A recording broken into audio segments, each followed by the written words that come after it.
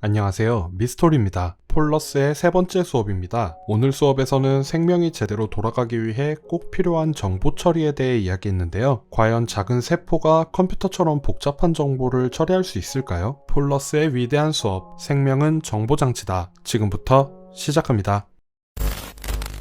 생명은 곧 복잡한 시스템입니다. 이 개념은 철학자 임마누엘 칸트가 처음 제시했는데요. 칸트는 1790년 판단력 비판에서 생명체는 복잡하게 조직되고 통합적이며 자기조절적인 실체라고 말했습니다. 이것은 세포에도 당연히 적용됩니다. 세포의 복잡한 시스템도 조절이 필요하죠. 세포에서는 수많은 화학 반응과 물리작용이 발생하는데 이것들이 무질서하게 일어난다면 세포 시스템은 망가져버리겠죠. 여기에 질서를 부여하기 위해 세포는 정보 처리 과정을 사용합니다. 세포는 하나의 거대한 화학적, 물리적 기계입니다. 제대로 기능하려면 화학 반응들이 서로 소통하고 긴밀하게 협력해야 하죠. 세포는 외부 환경이나 내부 상태가 변할 때 변화를 감지하고 적응해냅니다. 적응을 통해 전체 체계의 기능을 최적의 상태로 유지하려고 하죠. 세포 안팎의 환경을 끊임없이 측정하고 정보를 이용해 자신의 상태를 스스로 조절합니다. 이것이 바로 생명의 핵심 네 번째, 정보 처리입니다. 정보 처리 과정을 통해 우리 몸은 항상성을 갖게 되죠. 체온, 혈액량, 혈당 등을 일정하게 유지하려고 합니다. 이 정보 처리 과정은 생명의 모든 영역에 스며들어 있는데요. 두 가지 예시를 한번 살펴보죠. 생명의 정보 처리 그 첫 번째는 DNA와 유전 원리입니다. DNA의 중요한 사실은 염기 서열이 한 줄로 적힌 선형 정보라는 것인데요. A, G, C, T 네 염기로 이루어진 정보가 한 줄로 늘어서 있죠. 이런 선형 서열은 정보를 저장하고 전달하는 데 굉장히 효과적입니다. 단편적인 예로 이렇게 문장을 쓰는 것도, 그리고 코딩을 할 때도 선형 서열로 정보를 저장하죠. 이런 선형 서열에서 다양한 코드는 디지털 방식으로 저장됩니다. 여기서 디지털은 몇 개의 기호들을 종합해서 정보를 저장한다는 뜻인데요. 예를 들어 영어는 A에서 Z까지의 알파벳 기호를, 기계어는 0과 1의 이진수를, 그리고 DNA는 A, G, C, T 네 종류의 염기를 각각 조합합니다. 이런 디지털 코드의 장점은 한 코딩 체계를 다른 코딩 체계로 매우 쉽게 변환할 수 있다는 것입니다. 바로 번역 과정이죠. DNA가 RNA를 거쳐 단백질로 변환될 때도 동일한 번역 과정을 거칩니다. 세포는 유전 정보를 단백질 생성이라는 물리적 행위로 전환시키죠. DNA가 단백질 구조를 암호화하는 방식을 중심 원리, 센트럴 도그마라고 하는데요. 일반적으로 DNA에서 RNA로, RNA에서 단백질로 루트를 형성합니다. 여기서 RNA는 세포액 속의 DNA와 단백질이 만들어지는 세포질 사이에서 전달자 역할을 합니다.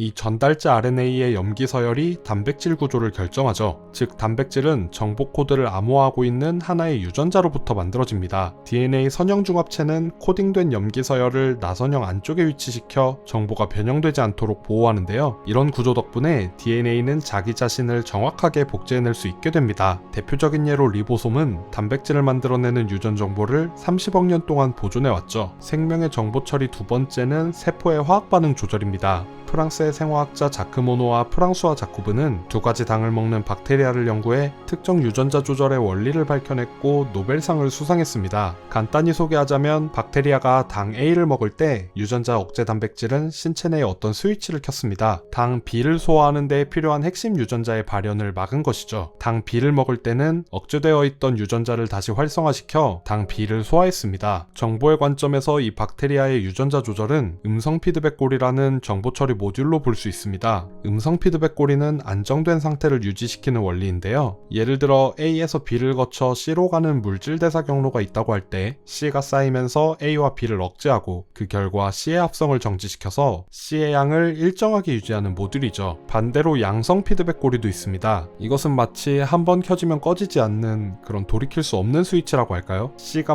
만들어질수록 A와 B를 가속해서 더 많은 C를 만들어내는 모듈입니다. 생명체는 이런 두 종류의 특성을 가진 수많은 제어 모듈을 적절히 조절해 다양한 기능을 수행하고 항상성을 유지하죠. 화학 반응을 정보의 관점으로 처리하는 것입니다. 각 정보 모듈은 긴밀하게 연결되어 정보를 처리하는 데 더욱 정교한 루틴을 형성하죠. 마치 컴퓨터 회로처럼요. 이것을 두고 생물학자 데니스 브레인은 웨트웨어라는 용어를 사용했습니다. 이 용어를 통해 액체를 매개로 한 생명체의 복잡한 화학작용을 묘사했죠. 하드웨어보다 좀 더 유연하고 역동적인 계산 경로를 가지는 생명의 특성을 설명한 것이 것인데 화학물질들이 물을 통해 확산되어 세포의 구성 요소와 각 구획 사이를 이동하기 때문에 웨트웨어라는 이름이 붙여졌습니다. 이처럼 세포의 구성 요소들은 자유롭게 재연결되고 재배치되고 용도가 바뀌면서 완전히 다른 체계를 만들어낼 수 있습니다. 복잡한 체계가 목적 달성을 위해서는 서로를 잇는 효율적인 정보 교환이 필수적이겠죠. 생명은 신호 전달 경로를 통해 다양한 조직과 기관들 사이에 서로 정보를 교환해냅니다. 정보 처리 시스템은 3차원 구조물을 만들어내는데도 아주 중요한 역할을 합니다. 예를 들어 나비는 머리, 가슴, 배 세 부분으로 나뉠 수 있죠. 어떻게 하나의 난세포에서 이런 공간적 분리 구조가 나타날 수 있을까요? 이 또한 정보 처리 시스템을 이용합니다. 세포가 정보를 얻는 데는 많은 방법들이 있지만 그중 하나는 화학적 기울기를 만드는 것입니다. 예를 들어 물이 담긴 그릇에 잉크 한 방울을 떨어뜨리면 잉크가 서서히 퍼져나가죠. 잉크는 중심부에서 멀어질수록 색이 옅어지는 화학적 기울기를 형성합니다. 이 기울기를 역추적하면 잉크의 위치 정보를 알아낼 수 있겠죠. 만약 잉크의 농도가 높다면 잉크가 처음 떨어진 지점과 가깝다는 뜻이 됩니다. 같은 방식으로 그릇을 세포로 잉크를 신호단백질로 치환해보죠. 신호단백질의 농도가 공간 정보를 제공해 패턴을 만들도록 합니다. 단백질은 세포들을 통해 퍼져나가면서 농도가 다른 화학적 기울기를 형성하죠. 세포가 신호용 단백질의 농도에 따라 다르게 반응한다면 그 기울기는 곧 머리, 가슴, 배를 구성하는데 필요한 공간 정보를 제공하는 것입니다. 이론적으로는 단순한 단백질 기울기 하나만으로 복잡한 생명체의 구조를 형성할 수 있죠. 이렇게 생명의 네 번째 핵심인 정보 처리에 대해 알아봤습니다. 정보를 관리하고 체계적으로 처리하는 것은 생명의 화학 반응을 통제해 생명을 하나의 목적을 향한 완전체로 행동하게 하죠. 바로 세포를 복제하거나 나비를 만들거나 우리 몸을 유지하는 그런 목적이요. 폴러스는 이런 목적들은 수세기 동안 설계자, 즉 창조주에 의한 것으로 여겨졌지만 자연 선택을 통한 진화론으로 인해 그 정의가 바뀌게 되었다고 말하며 강의를 마무리합니다. 다음 강의는 진화론이 되겠네요. 제 채널에 있는 리처드 도킨스 강의 한번 보고 오시는 건 어떨까요? 그럼 오늘도 좋은 하루 되세요. 유바!